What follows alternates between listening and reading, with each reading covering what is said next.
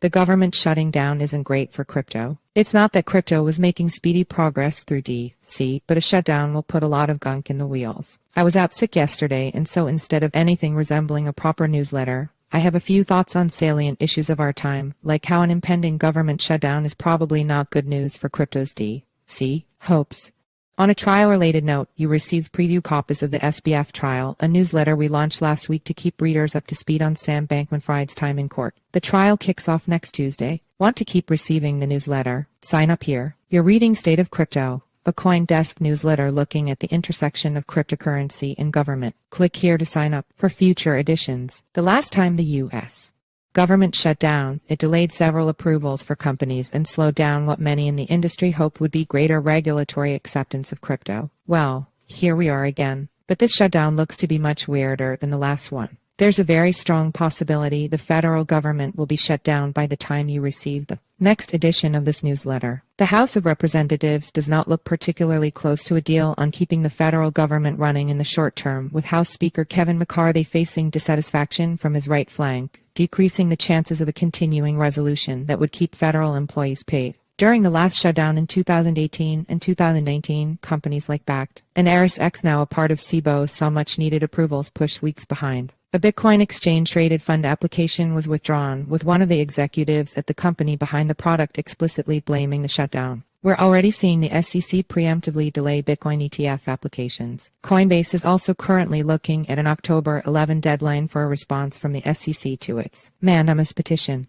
My colleague Jesse Hamilton dug into this yesterday for CoinDesk, finding that the shutdown won't quite be a death knell for crypto projects. One big concern may be for civil and bankruptcy court cases after the first few weeks, when the courts themselves start to slow down. The SEC may also have a limited litigation team during the time period. Crypto legislation is also likely to be slowed or halted entirely, though these bills have a limited chance anyway, Jesse wrote. Read more here. Binance, U.S. affiliate Changpeng CZ Zhao filed to dismiss SEC lawsuit. Binance, its founder, and Binance, U.S. have, as expected, filed to dismiss a lawsuit from the U.S.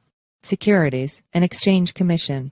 Ex-senator, who once shepherded crypto legislation, sees no path in current Congress. Former Senator Pat Toomey Arpa thinks it's unlikely that crypto legislation will move through Congress in this term. UK just passed an online safety bill that will apply to the metaverse. The UK's online safety bill directs companies to check whether users of online platforms will see illegal or harmful for children content and find ways of reducing these risks. A $27 million crypto loss reveals a toxic mix of money-hungry traders and DAO idealists. Danny Nelson spent quite a bit of time digging into Noun's DAO, and it shows. This is an excellent read on the messy world of DAO governance. Monday, 18 UTC 2:0 p.m.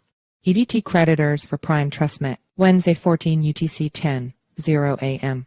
EDT. The House Financial Services Committee will hold a hearing with Securities and Exchange Commission Chair Gary Gensler, ed.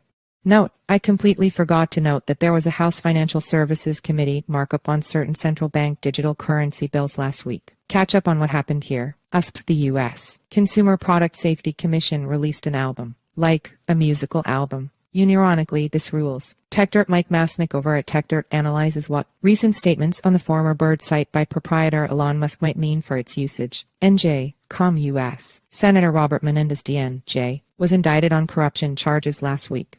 If you've got thoughts or questions on what I should discuss next week, or any other feedback you'd like to share, feel free to email me at nick@coindesk.com or find me on Twitter at nickheilst. You can also join the group conversation on Telegram. See you next week.